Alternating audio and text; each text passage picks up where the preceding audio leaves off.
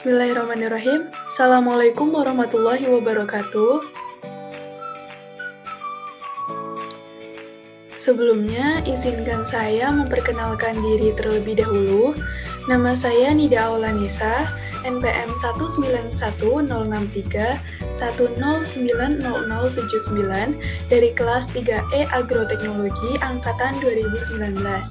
Nah, ini merupakan video pembelajaran dari mata kuliah Genetika Tanaman, dan yang akan kita bahas di video kali ini yaitu ada 3 bab atau 3 materi, yaitu yang pertama alur informasi genetik, yang kedua itu ada ekspresi gen, dan yang ketiga itu ada pewarisan sifat. Nah, sebelum masuk langsung menuju ke materi 1, 2, dan 3, alangkah lebih baik kita mengulas terlebih dahulu materi yang sudah kita pelajari dengan sekilas.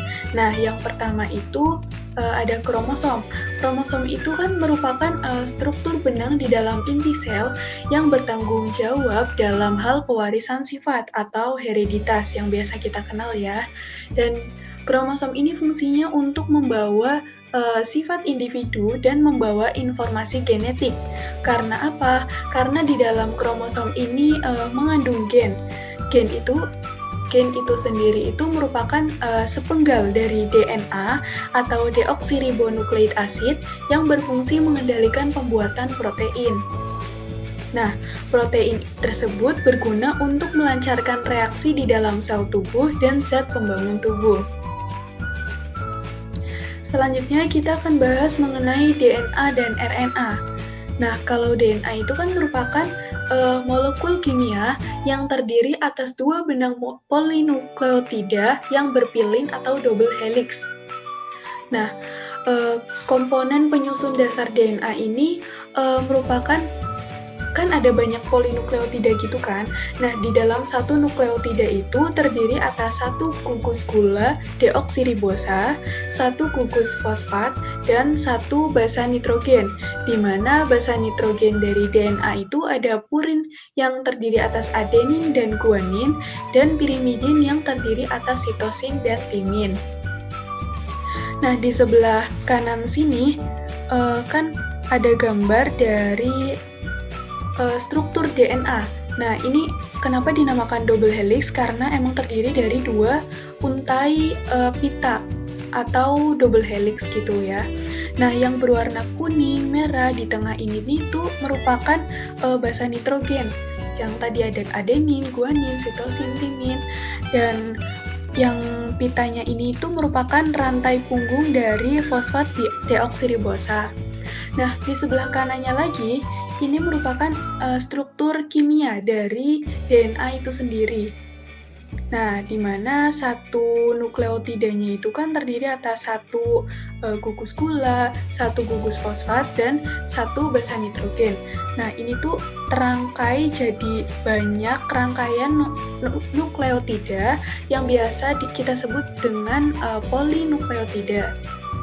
Nah, selanjutnya yaitu mengenai RNA. Apa sih RNA itu? RNA itu kan bentuknya itu rantai tunggal ya, yang disintesis oleh DNA melalui proses transkripsi, di mana transkripsi ini nanti akan kita bahas pada slide berikutnya. Nah, komponen dari penyusun RNA ini ada gugus gula, yaitu gula ribosa ya. Terus yang kedua ada gugus fosfat, dan yang ketiga itu ada basa nitrogen, di mana basa nitrogennya ini itu terdiri atas purin, yaitu ada adenin dan guanin, sedangkan pirimidinnya itu berbeda dengan DNA tadi. Nah, pirimidin dari RNA ini ada sitosin dan urasil. Di sebelah kanan sini itu ada gambar dari struktur RNA, yaitu untai tunggal atau helix, single helix, dan sebelah kirinya ini ada struktur kimia dari basa nitrogen RNA itu sendiri. RNA itu singkatannya dari ribonukleik asid. Nah, RNA ini sendiri dibedakan menjadi 3 macam. ada mRNA atau messenger RNA, ada tRNA atau transfer RNA, dan rRNA atau ribosomal RNA. Maaf, selanjutnya itu ada fungsi DNA dan RNA. Selanjutnya itu ada fungsi DNA dan RNA. DNA ini berfungsi sebagai agen pembawa dari sifat keturunan dan juga merupakan blueprint bagi suatu organisme. Nah, sedangkan RNA itu sendiri kan tadi dibagi menjadi 3 macam. Ada mRNA, tRNA, dan rRNA, di mana masing-masing ini mempunyai fungsi sendiri-sendiri. mRNA ini menerima kode-kode informasi dari DNA dan membawanya ke tempat sintesis protein. Selanjutnya, ada tRNA. tRNA ini berfungsi untuk mengenali dan menggerakkan nukleotida basa dari sekitar sel ke ribosom untuk sintesis protein pada mRNA. Selanjutnya itu ada rRNA. Itu berfungsi untuk membentuk bagian dari ribosom dan bertindak sebagai pengikat pada ribosom. Selanjutnya, kita akan mulai masuk ke materi inti pada hari ini, yaitu ada alur informasi genetik. Nah, alur informasi genetik itu terdiri atas 3 tahapan, yaitu ada replikasi DNA. Nih, sebelah kiri ada replikasi DNA, lalu ada transkripsi, nantinya membentuk RNA. Nah, di RNA juga nantinya ada replikasi dulu, nanti ada translasi, dan juga nanti yang terakhir adalah pembentukan protein. Nah, ini yang pertama yaitu replikasi DNA. Replikasi DNA itu merupakan proses penggandaan DNA, di mana proses ini diperlukan dalam pembelahan sel. Seperti ini gambaran dari replikasi DNA. Selanjutnya itu ada proses transkripsi. Nah, transkripsi ini merupakan sintesis RNA dengan cetakan DNA. Dan hanya pada 1 pita DNA yang disalin. Nih, pada gambar juga terlihat jelas bahwa yang disalin itu hanya 1 pita dari DNA. Nah, di transkripsi ini sendiri terdapat 3 tahapan, yaitu ada inisiasi, elongasi, dan juga terminasi. Nah, kita kulas satu persatu. Tahapan transkripsi ini ada yang pertama, inisiasi.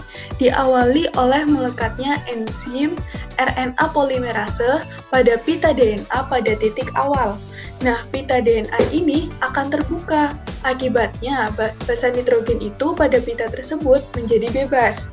Nah, yang ketiga itu ada basa nitrogen pada salah satu pita tersebut akan menjadi cetakan dari mRNA. Selanjutnya, tahapan kedua yaitu ada elongasi atau pemanjangan. Enzim RNA polimerase akan terus membentuk mRNA hingga terbentuknya pita mRNA. Nah, pita mRNA ini akan terus memanjang. Nah, tahapan yang ketiga itu adalah terminasi. Pada saat enzim RNA polimerase sampai pada tempat pemberhentian atau terminal site DNA, transkripsi ini akan terhenti. Hasil dari transkripsinya nanti adalah mRNA yang selanjutnya akan keluar dari inti sel melalui membran inti menuju ke sitoplasma atau cairan sel.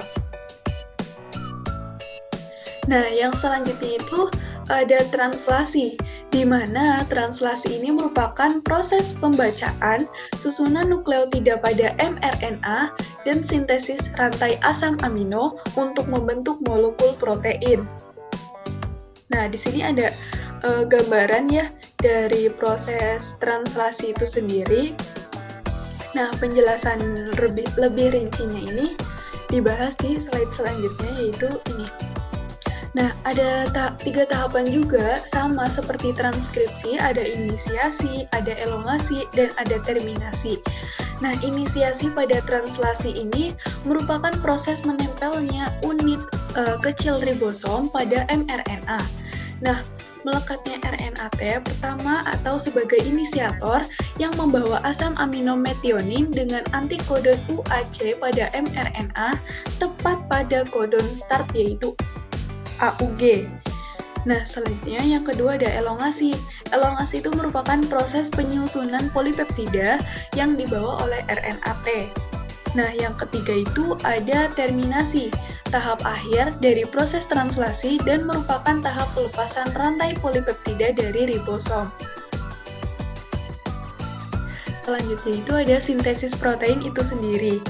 Nah, prosesnya itu ada mRNA adalah pita dari ribonukleotida tunggal terdiri dari triplet atau kodon yang memberi kode untuk asam amino tertentu. Nah, ribosom melekat pada mRNA. Nah, tRNA ini membawa asam amino tertentu ke ribosom. Selanjutnya, ribosom bergerak sepanjang mRNA untuk memastikan bahwa antikodon tRNA ini berpasangan dengan kodon dari mRNA. Ketika antikodon melekat pada kodon, asam amino melekat pada rantai protein yang sedang dibentuk. Selanjutnya, susunan asam amino dalam molekul protein ini ditentukan oleh susunan triplet atau kodon pada mRNA tadi. Nah, pada saat ribosom bergerak sepanjang tRNA, asam amino terangkai dengan pola tertentu membentuk molekul protein tertentu. Selanjutnya, masuk ke subbab materi yang kedua, yaitu ekspresi gen. Sebenarnya itu ketiga subbab yang kita bahas itu saling berkaitan dan tidak bisa berdiri sendiri-sendiri ya, karena emang saling berkaitan dan ya berhubungan gitu. Nah, ekspresi gen ini dalam genetika itu merupakan tingkat paling dasar yang mana genotip memunculkan fenotip, yaitu sifat yang dapat diamati atau yang tampak. Nah, kode genetik yang disimpan dalam DNA ini ditafsirkan oleh ekspresi gen, dan sifat-sifat ekspresi tersebut memunculkan fenotip organisme. Nah, fenotip semacam itu sering diekspresikan oleh sintesis protein yang mengendalikan bentuk organisme atau yang bertindak sebagai enzim yang mengkatalisasi lintasan metabolisme spesifik yang menjadi ciri organisme. Nah, regulasi ekspresi gen dengan demikian penting untuk perkembangan suatu organisme. Nah, di atas ini merupakan gambaran dari ekspresi gen, prosesnya ya. Sama seperti yang kita bahas pada alur informasi genetik tadi, di mana DNA akan mengalami transkripsi membentuk RNA, selanjutnya akan mengalami translasi untuk membentuk protein. Seperti itu. Selanjutnya yaitu mengenai pewarisan sifat. Nah, persilangan-persilangan pada pewarisan sifat itu kan bermacam-macam kan. Nah, contohnya itu ada persilangan monohibrid. Persilangan monohibrid ini merupakan persilangan dengan satu sifat beda. Nah, ini merupakan contoh dari skema persilangan monohibrid pada tanaman, yaitu tanaman yang memiliki tinggi tanaman yang tinggi, maksudnya tanaman ini tinggi, dan juga tanaman yang satunya itu pendek atau tidak tinggi. Nah, nantinya persilangan ini akan menghasilkan filial pertama T besar T kecil, di mana ini tuh penampakannya, fenotipnya itu tetap tanaman tinggi. Padahal genotipnya itu berbeda, maksudnya itu ada T besar dan T kecil. Dalam artian mereka itu heterozigot. Seperti itu. Selanjutnya itu ada contoh persilangan dari dihibrid. Dihibrid berarti dengan dua sifat beda.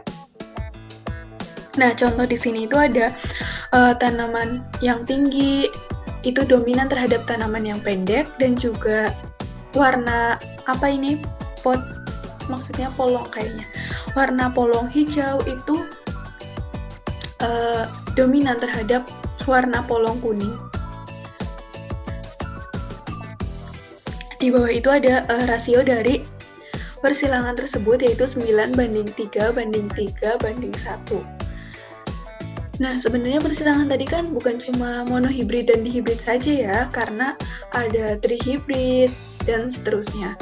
Nah, itu tuh ya berkelanjutan gitu. Kalau yang monohibrid berarti dengan satu sifat beda, dihibrid dengan dua sifat beda, trihibrid berarti dengan 3 sifat beda, dan seterusnya.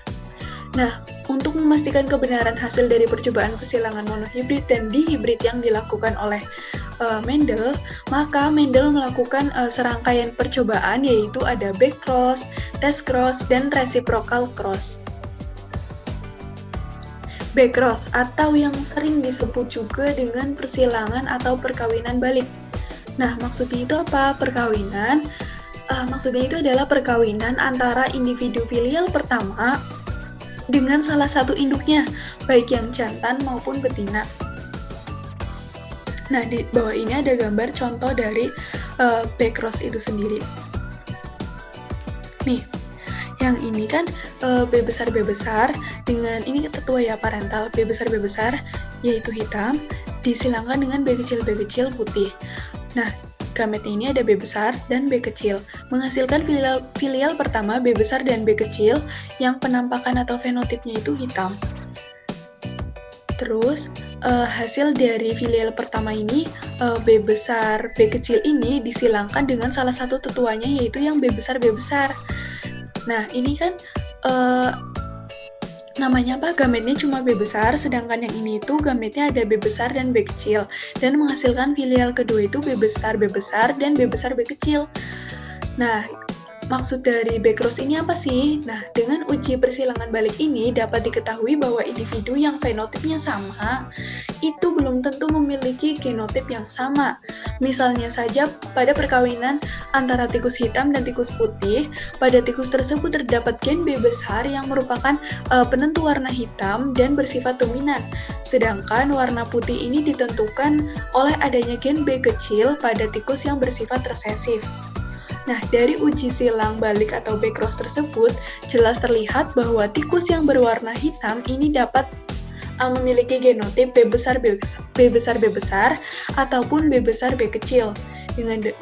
Dengan demikian, terbuktilah bahwa individu yang memiliki fenotip yang sama belum tentu memiliki genotip yang sama pula. Selanjutnya itu kita akan membahas mengenai test cross atau uji silang.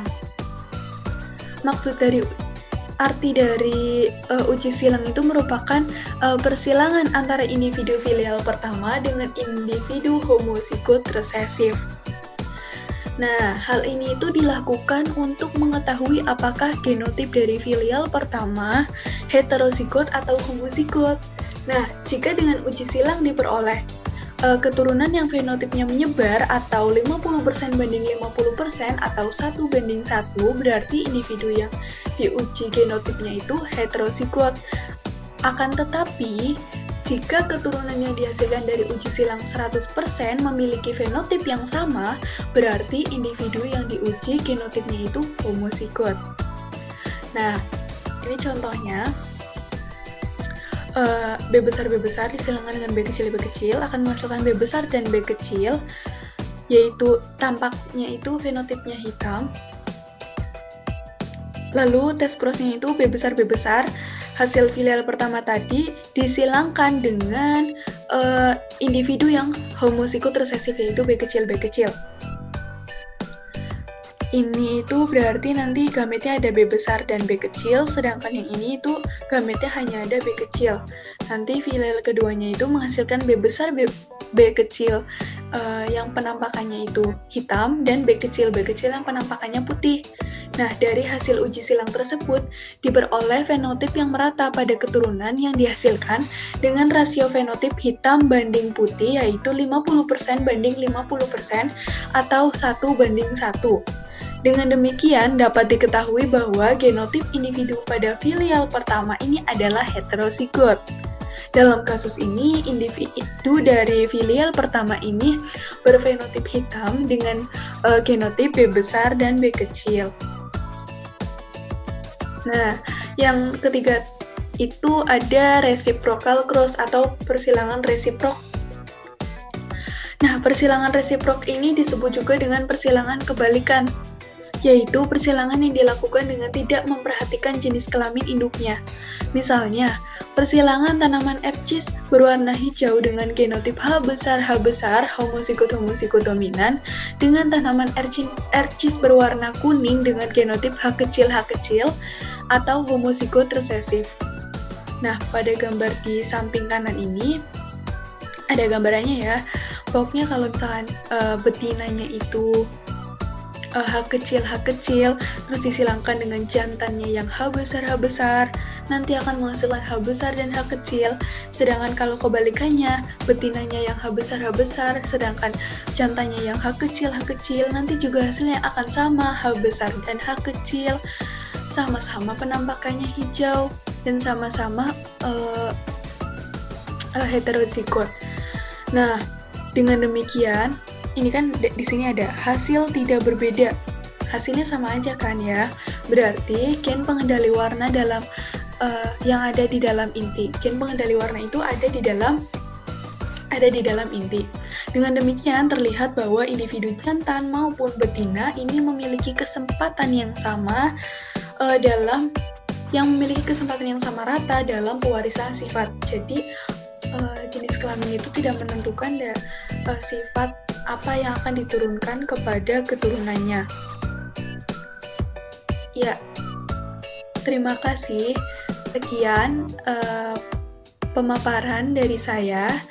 Semoga bisa bermanfaat dan saya mohon maaf apabila ada kekurangan atau salah kata. Wabillahi taufiq wal hidayah. Wassalamualaikum warahmatullahi wabarakatuh. Sampai ketemu lagi.